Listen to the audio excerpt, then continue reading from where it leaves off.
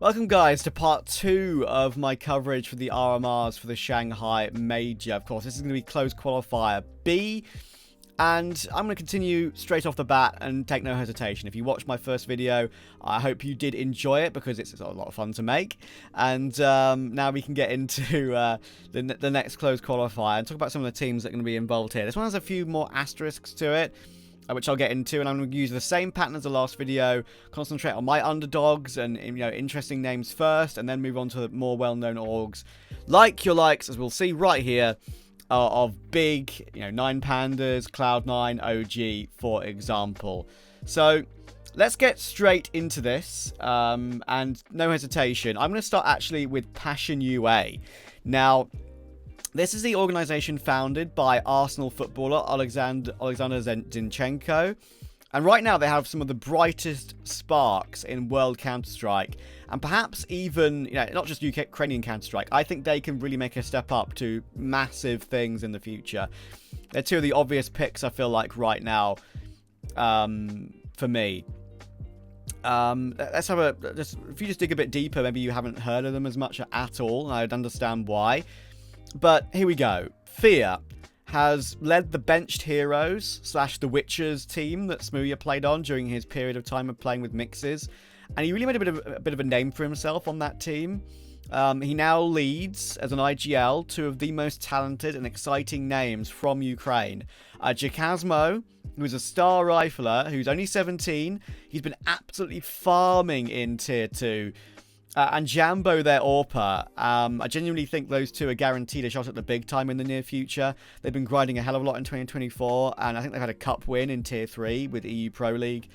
They've had a win against NIP in Relog's online series Res, and pushing teams like Sangal and Fnatic close on multiple occasions. I really think this team can make the RMR proper. They have a lot about them, and I really can't wait to see how they perform because they really do excite me. Now, talking of grinding in 2024, I think it's only right that I talk about 4 teams who are kind of top of that next list. Now, firstly, Zero Tenacity. Now, I'm not going to beat around the bush here. I'm going to say it how it is. You've probably heard of this team for all the wrong reasons. There have been accusations of radar cheats, backed up by a couple of particularly sus clips, I think it's fair to say, of Nemanja. And their IGL, of course, Nemanja's individual level has randomly increased tenfold by like a whole 0.2 or something in 2024 compared to 2023. And also the fact that this core of 4 on this roster has been together for nearly 3 years and are randomly doing well now. It's raised many, many questions about their legitimacy, and I completely understand it. Nemanja's their top-rated player, and it seems crazy for their IGL to be so far top-rated and such a random improvement out of nowhere. However, you have to give teams benefit of the doubt. There's no proof whatsoever. There's a couple of particularly sus clips. I get it. They do look bad. There's one in particular where Nemanja is holding through Murder Hole on Mirage looking into market, and he starts shooting at a player before they've even crossed the angle, and there was no shadow advantage or noise made, for example. So it looks weird. It looks weird, don't get me wrong, but I'm willing to give these teams the benefit of the doubt. And the amount this team has played in 2024 is absolutely, truly unbelievable. Over 100 maps of Anubis alone in 2024. That's Anubis alone. They have nearly 300 maps in the calendar year, and to put that into perspective, Vitality and Spirit, for example, haven't even played 100 maps overall alone in 2024. Lots of S-tier teams haven't, of course. It's truly incredible. You can't say they haven't been trying their very best to truly grind out this year and get their spot in a tournament like this. Excuse me. They're currently top of their ESL Challenger League group as well. They've beaten the likes of Monty, Koi, and Sashi. They've had consistent online cup playoffs.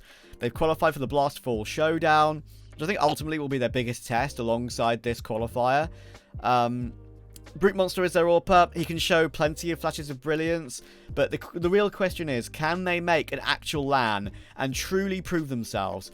I genuinely think they can. I think it's going to be a whole different world for them, and experience will be a big issue. They have played on LAN once or twice before, but not for a while, and I think they might struggle, but they are a team that deserves to be spoken about. Let's put it that way. Now, next one I'm going to quickly skip to, talking about teams that have played the most in 2024, is Permitter. They're a very solid Polish roster. They pretty much keep themselves level with Z10 on maps played this year for the calendar year. Just spread out more, not as much Anubis. And Mast, of course. He used to be their AWP IGL, but recently they put him back on a rifle and picked up a very unknown AWPer. I believe it's its first professional team by the name of Spawak. Spawak. Could be pronounced, of course, in Polish. I think he's got something about him. There's flashiness and X Factor, which on the AWP, which is something that Masks didn't really have. He's more of a turret AWPer. And Permitter have a star to go alongside Beanox. And Beanox is actually genuinely one of my sort of left field picks to do really well in this particular RMR. I think he can be very, very underrated in Tier 2 and pop up with good games at any given moment. Alongside Tomiko and Mary, of course, who are probably known for the Los Kogurtos mixed team that caused a big team a problem in the open qualifier days. Astralis. They could be a problem for teams. My verdict is they'll just miss out, though, because I just don't think they have the consistency. They have the games, but they don't have the consistency. Next one that has to be mentioned in this sort of breadth of teams that have been grinding the hell out of 2024 is Johnny Speeds. And they were talked about a lot after they came out of nowhere in the Valve rankings to pop themselves into the top 20. But that is down to a lot of grinding and winning. They won a couple of Tier 3 cups over the player break, where a lot of other teams, well, had a break. And they didn't. And whether they, got themselves into this position, whether that's down to flaws in the Valve ranking or not, I think it's fair to say they would have got here anyway. And even if they didn't win a couple of those Tier 3 cups, because one, they deserve to be here, and in particular because they just won a tournament called the Shuffle Masters, added another trophy to their belt, and they've truly proved their form in the BetBoom Dacia Belgrade closed qualifiers, where they almost went the entire way. They 2-0'd Fnatic, they 2-0'd Namiga, who I'll get onto in a minute, the new CloudNine, which I'll also get onto in a minute, 3D Max before they fell to NinePants, who, incidentally, I'll get onto also later on, and are one of my favourites for this close qualifier. As for their individuals, Spook has been unbelievable. I really do like Spook. I think he's probably their main rifler for me. Bob XD replaced Electro when he went to BC Game, of course. And he's been solid, that's for sure, Bob XD. And Chauzy, of course, who you might remember from his time on Apex and Galaxy Racer, when he was only 16, I believe, when he was on Galaxy Racer. He's been playing well again. I think he stopped playing professionally due to taking his exams, concentrating on his personal life a little bit. He's come back and he's looking really, really good. And despite these results, I wouldn't make them significant favourites to qualify just yet. This is quite a busy qualifier, this one, with some good names. They also fell to Medisport, who are playing with Lumi as a replacement for Jacquinho recently in the Blast Showdown qualifier. They got destroyed by Medisport that day. Nilo was unreal. So Medisport might feel a little bit aggrieved, considering they were one spot outside, I think, to qualify for this particular major. So that's a real rough one for them. But Johnny Speeds lost to them recently, of course, and that's probably why I wouldn't put them as favourites just yet. The last team that has really played a hell of a lot of Counter-Strike this year and has truly been grinding is Sashi. Formerly Espionage, of course, and if you add their maps together with Espionage, Sashi, on the maps played in 2024 list, you will see that they are, I think, third. 4 maps played. They made a name for themselves properly, of course, by qualifying for EWC this year. They didn't embarrass themselves in the slightest. I think they even did themselves proud by taking a map off of Maus in particular. I think it was a nuke game, if I remember correctly. And say what you want about Hunden being in the scene again, he has clearly helped these young Danes a lot. Cabby has come into his own on this team, I think, after bouncing around some other Danish rosters. I like Quez a lot. He's looking ever more experienced by day. In the anchor roles for this team. He plays Bianca Vertigo, for example, and Bianca on a lot of other maps. The tough anchor sites on the game. And I think he's very, very good. He's a very, very smart player these days. And I genuinely think they should absolutely be a lock-in for the RMR proper. They should be making it through this closed qualifier. Add the old Astralis pieces, of course, in Lucky and Mister. You have a very, very solid team here. And Quez in particular, as I said, I've followed his career since he was playing in ESEA Advanced in Tricked, so it's great to see him come so far. Next thing I want to touch on is Namiga. And now, Namiga is exciting because they lost probably their finest piece in terms of Flammus after he went to Gamer Legion. But they just keep spawning, mate. They just keep spawning them in CIS. Where do they keep coming from? They have a Rifler core of Zwei, who's only 16 and looks absolutely unbelievable. He is one for the future. Keep an eye on him. And alongside Xanta, who is just as impressive, I would say. Like, this is a scary team for anyone to face in this qualifier. I think genuinely, any one of the teams in this qualifier could lose to Amiga, could lose to Sashi, but Namiga especially. They're going to be the team that not many people would have heard of. I really think they're one to watch. Keep an eye out also for their Orpa Khan. I think he deserves an upgrade sooner or later too. I think he could easily be in my, like, Kazakhstani. You know, if there was a full Kazakhstan team, Khan or Icy, it's a tough call, actually. I think Icy, I'd pick Icy just because Icy exists, full stop. But Khan is very, very good. I think he deserves an upgrade at some point as well. They'll be scary to play, and they've been scary online of late as well. They haven't lost a single ESL Challenger League match at the moment. And they're in a group with Bait and Aurora. Or, of course, Aurora, are in the RMR proper. And not just the closed qualifier. I've already spoken about Bait, of course, in my previous video. So I'd be willing to say they will qualify, almost certainly. The unlikely four from this group for me will begin with ArcRed. Now, DSSJ has been on this organization for his entire 4-year career, and he's their AWPA still. Really, the only thing I can say about this team is Get Yeka and Cynics. They caused many a team a problem back in 2022 with a team called One Shot. They're very good online. But plainly, I haven't seen this team do a whole lot other than one win over Aurora and ECL.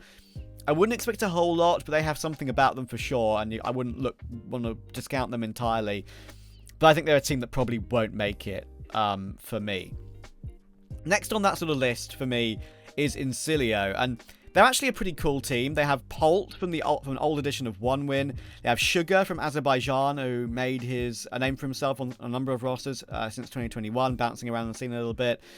And the main thing people might remember from back in the day, a fun one here, is FPS and Fade It from the Grond roster. Remember Grond?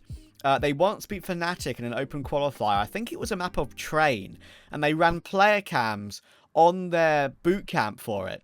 So we could see their players. Obviously, that's a position back in the day where player cams were very rare on qualifier broadcasts and even in online broadcasts. And then it transpired that at their boot camp, it went viral that they had literal strippers at their boot camp with the players between maps. So that's one way to calm down your professional players, I suppose. But yeah, they're a good team. I don't see them doing a whole lot, but they deserve to be kept an eye on. Now, Rebels. A Polish team that competed, of course, at IEM Katowice after coming through the Polish qualifier.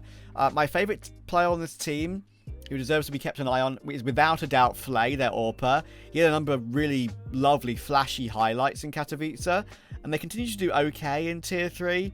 But their Challenger League results in particular this season have not been that great, and it feels like Flay could sometimes be the only man to turn up. They have a lot of experience to help them out with Innocent. He's a well-known veteran who has teams on HLTV, of course, dating back to 2012 when he played in a Polish G2 edition in 2015. He played on Penta in 2017 and Mad Lions, of course, in 2020, and then Anonymo last year. So great experience there with Innocent, but I don't see them doing much in this particular closed qualifier. Now, Pera. Ex-Pera.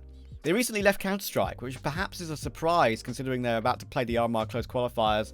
Not entirely sure, obviously, if they're going to accept the invite yet. We have got invites confirmed, pretty much. As I said on my first video, by the Perfect World Twitter account, you'd have to assume they'll play, as they have been included.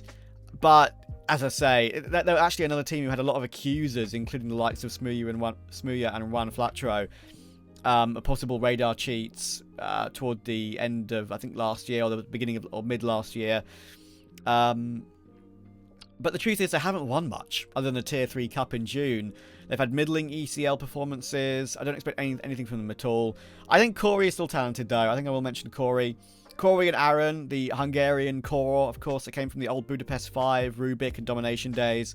I think that they've still got something about them, but they're not going to qualify for me. Not at all, especially after they've recently lost org support. Not that that should change anything about the players, but, you know, still. Now, it's only important, as I said, that I covered the more unknown teams first. Now the more known ones who you'd think would qualify, but maybe not. They may get shocked by some of these teams like Namiga, like Sashi, like Zero Tenacity, like Passion UA. And we'll start with Big. Now, they've struggled in Cologne. Obviously, they're playing in Cologne right now. They lost to Saw, who I'll get onto in a minute. I feel like Big are just a nothing team right now. Like, even the addition of Rigon feels like it hasn't changed much for them. The Searson was a choice which makes sense for Big in terms of a German AWPer. But I think Slacks right now is way and above Searson in terms of form. I think Slacks would be a much, much better choice for this team. And honestly, I still think Mantu was better than Searson and should still be on this roster. I like Mantu a hell of a lot more. And, yeah. They just don't feel... They don't inspire anything. They don't inspire confidence, and they don't inspire good results. And I really think this could be one of those big teams, no pun intended, that misses out, because I don't trust them whatsoever.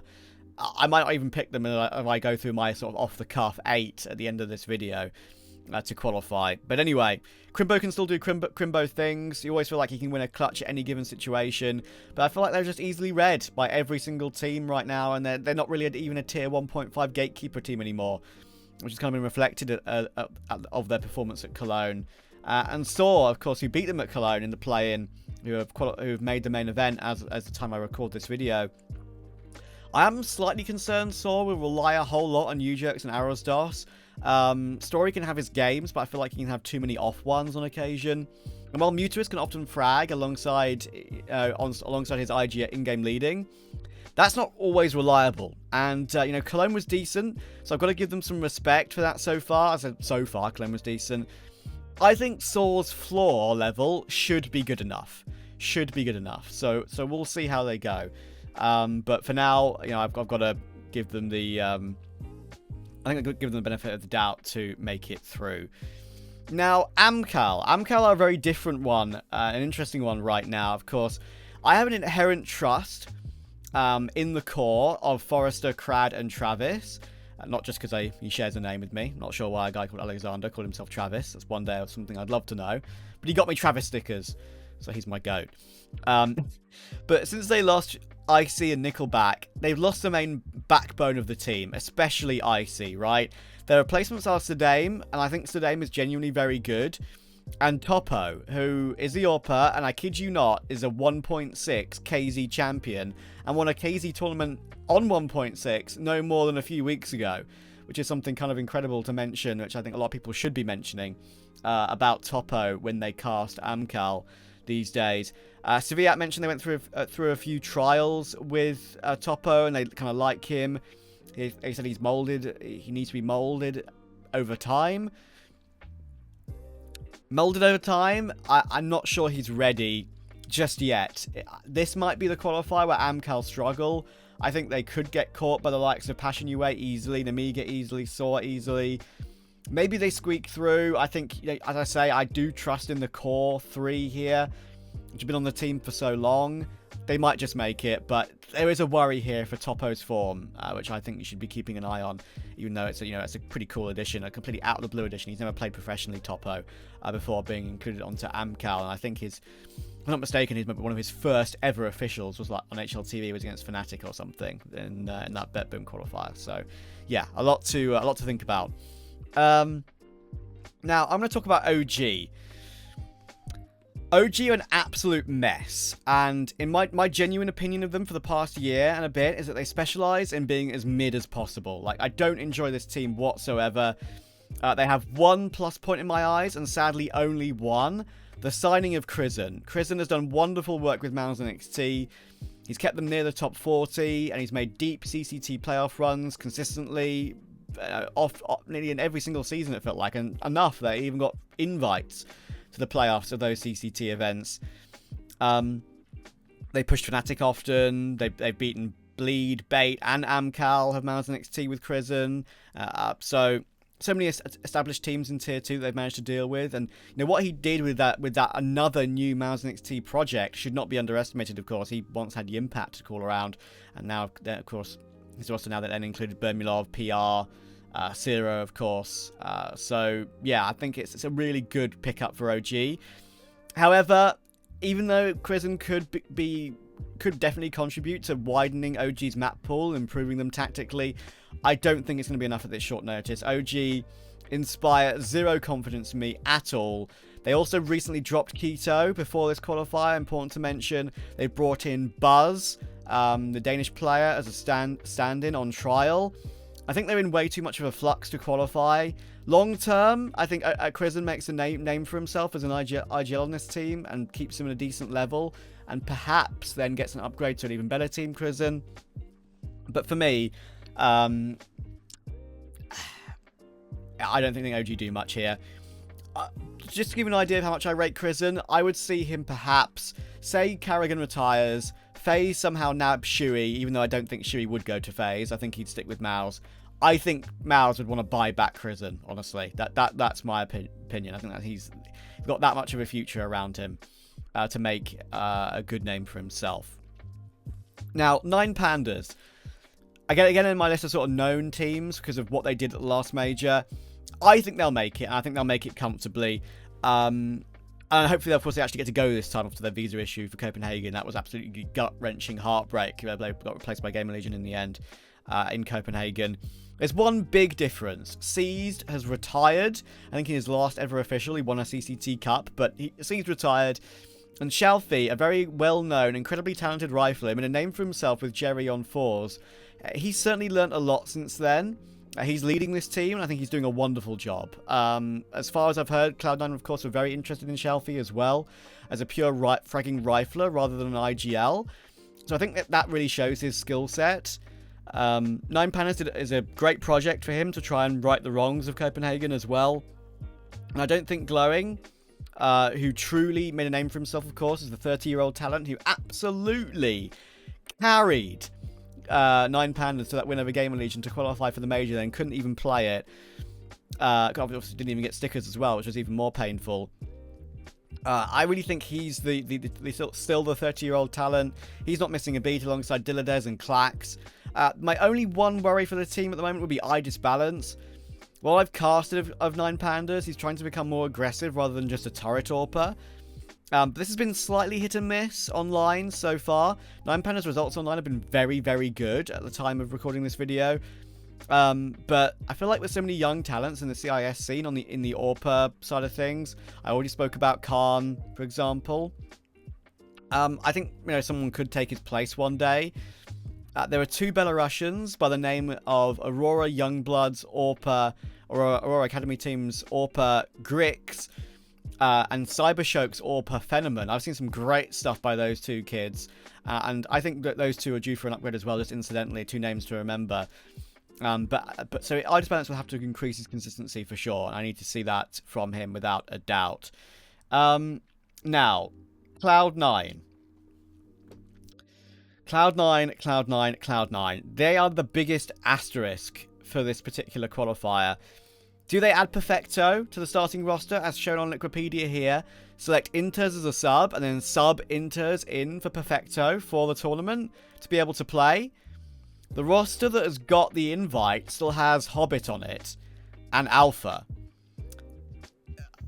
We don't really know what's happening with Cloud9 yet, how they're going to play, what they're going to do with Perfecto, if they're going to add him, if they're going to sub Inters. That sort of factor which could make them play and let them play. I believe they have got the invite, so we'll have to see. But either way, looking at the roster as it is now, they're obviously not ready yet, but there are good signs at least. They didn't embarrass themselves in Blast. Heavy God is still fragging like he did on OG. He's looking very good individually. Icy is on as much form as I'd hoped he'd be. I love Icy. I've wanted him on this Cloud9 roster for a very, very long time. And Axel is recovering a really good individual level, which makes me happy. I think, for me, in my mind, if Shiro is to do really well in the world of Counter-Strike, Axel deserves to do really well as well. I think he's looking good again. I think he's maybe some roles that suit him a little bit slightly better with this new edition of Cloud9. Inters, of course, is a question mark. I think he's been doing a pretty fine job overall, though. I don't necessarily want him to be the scapegoat again of a Cloud9 team. Despite how much more name value Perfecto has, it feels like. I think Inters has been fine. He's popped up for a number of really important rounds for this team already. So, if they do attend, and they attend with a roster with Inters, and they do the Perfecto Inter sub situation, I think they make it. I want to believe in Boomich. I still trust in him. And I think they'll have just enough. I think they'll have just enough, even though it's very easy for them to get caught out. Because they did lose to Johnny Speeds in that Bet Boom qualifier that I mentioned to you guys, of course. Anyway, I think, overall, my favourites here, without a shadow of a doubt, are going to be NinePants, Saw, Sashi. Actually, we'll pick Namiga here. And maybe even Passion UA, genuinely. I think these four are very, very dangerous and really should make the RMR proper. Whether they make the major proper is a whole other factor, of course. But yeah, I think it's important that you guys, of course, know the names to keep an eye on. And I think I'm glad I've managed to have some time to put these videos together and give you guys some insight, of course, on both these two RMR Closed Qualifiers. They start very, very soon. Very, very soon. I think a lot of people would like to think that a lot of these top teams, like Cloud9 and Big, for example, should be able to qualify as their floor level and name value is high enough. But I wouldn't be confident in the slightest, especially the likes of OG and Amcal for me from this particular RMR Closed Qualifier. They could bomb out easily. At the end of the day, professional Counter-Strike is as unpredictable as ever. Thank you guys very much for watching. I hope I've opened your eyes slightly to some of these two tournaments, of course, that we're going to be seeing for one of the biggest events of the year. And hopefully you'll see me on a broadcast around the grounds in Counter-Strike very soon. Cheers, guys.